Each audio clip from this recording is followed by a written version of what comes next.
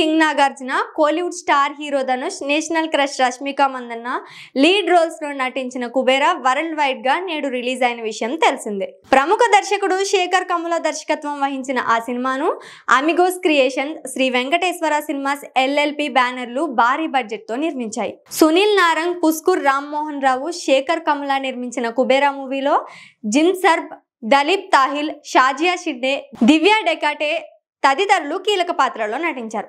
సినిమాపై రిలీజ్ కు ముందే ఆడియన్స్ లో భారీ అంచనాలు నెలకొన్నాయి. ప్రమోషనల్ ఈవెంట్స్ తో వేరే లెవెల్లో హైప్ క్రియేట్ చేశారు మేకర్స్. హైదరాబాద్, ముంబై, చెన్నైలో నిర్వహించిన ప్రమోషనల్ ఈవెంట్స్ తో ఖచ్చితంగా మూవీ చూడాలనేంతగా బజ్ సృష్టించారు.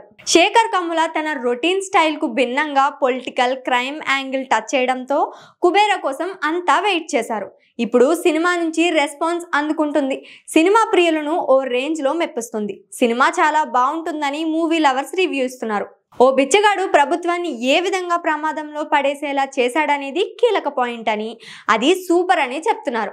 ఓవరాల్ గా వాస్తవికతకు దగ్గరగా శేఖర్ కమ్ముల మరోసారి సినిమా తీశారని అంటున్నారు.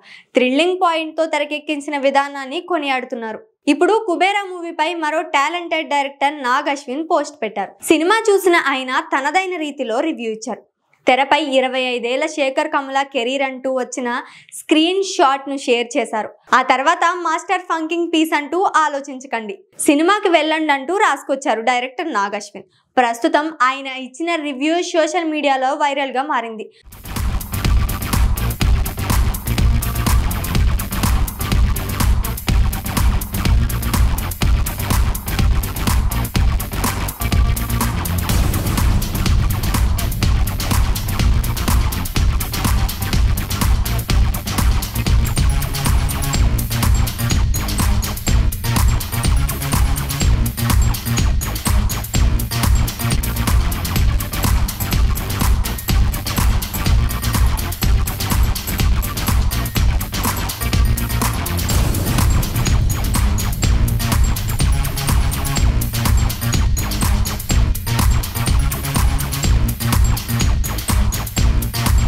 నాగ్ అశ్విన్ కు సినిమా బాగా నచ్చినట్లు ఉందని అనేక మంది నెటిజన్లు కామెంట్లు పెడుతున్నారు.